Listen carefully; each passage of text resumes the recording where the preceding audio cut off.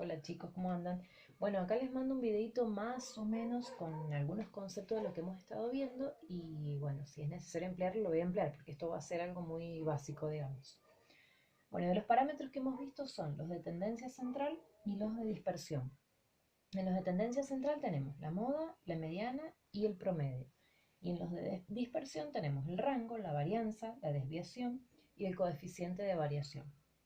Bueno, a ver, ¿cómo hacemos para interpretar más o menos estas medidas? Miren, yo acá anoté un ejemplo de medidas de colesterol en sangre de un grupo de 5 personas. 1, 2, 3, 4, 5. De 5 personas. Una persona le dio 70, la otra 70, 80, 90 y 130. Bueno, ¿cómo hago para interpretar estos datos? Bueno, acá yo puedo decir lo siguiente. La mayoría de estas personas, de este grupo de personas, no en general, sino de este grupo de personas, tiene un nivel de colesterol en sangre de 70 miligramos por decilitro. ¿Por qué? Porque es el que aparece más veces.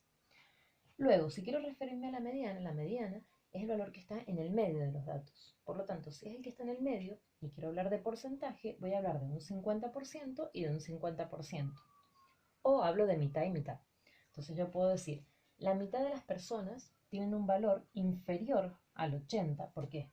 Porque este es el que estaba en el medio, inferior al 80, a 80 miligramos por decilitro, y la otra mitad, la mitad superior o el 50% mayor, tiene un nivel de colesterol mayor a 80. ¿Sí? Hablo del valor que está en el medio. Entonces, un 50% tiene un valor menor a 80 y el otro 50% tiene un valor mayor a 80. Luego, ¿qué más puedo decir acá? Podemos hablar del promedio. El promedio es el promedio de datos, digamos, lo que más o menos en general se da en ese grupo. Entonces acá yo ya lo calculé, el promedio recuerden que sumo todos los datos y lo divido por la cantidad de muestras que tengo, en este caso son 5, bueno, y me dio 88. Quiere decir que en promedio este grupo de personas tiene un nivel de colesterol en sangre de 88 miligramos por decilitro. En promedio, no quiere decir que tengan eso exactamente. Entre todas, en promedio es más o menos esa medida. ¿Sí? Bueno, ¿qué pasa si yo tengo otro grupo de personas que me da el mismo promedio?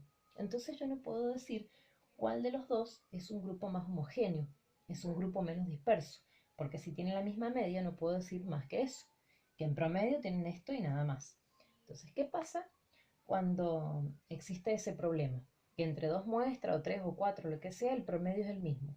Bueno, tengo que irme a las otras medidas, que son las medidas de dispersión, y averiguar alguna de ellas, ya sea la varianza, la desviación, el coeficiente de variación, o puedo averiguar todas.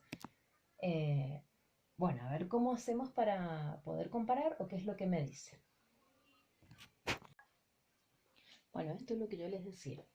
Supongamos que en dos grupos, seguimos hablando a nivel de colesterol, en dos grupos, supongamos que estas son las mujeres y estos son los hombres, o al revés, como sea, tenemos que el promedio es de 88 miligramos por decilitro y en el otro también 88 miligramos por decilitro.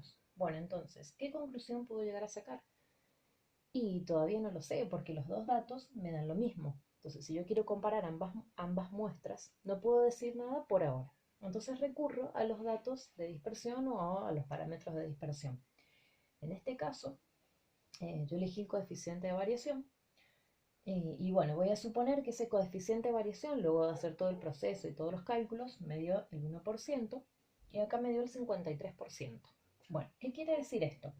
Y que en el grupo 1, como el valor es bien chiquito, es un 1%, entonces me está diciendo que la mayoría de estas personas tienen un nivel de colesterol de 88 miligramos por decilitro.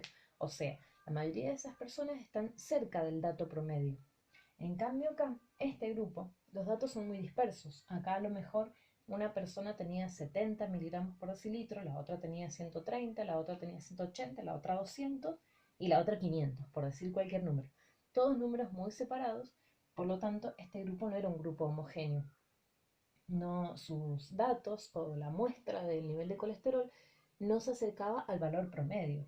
Y si no se acerca al valor promedio, entonces no es representativo de ese grupo. En cambio, este sí. ¿Por qué? Porque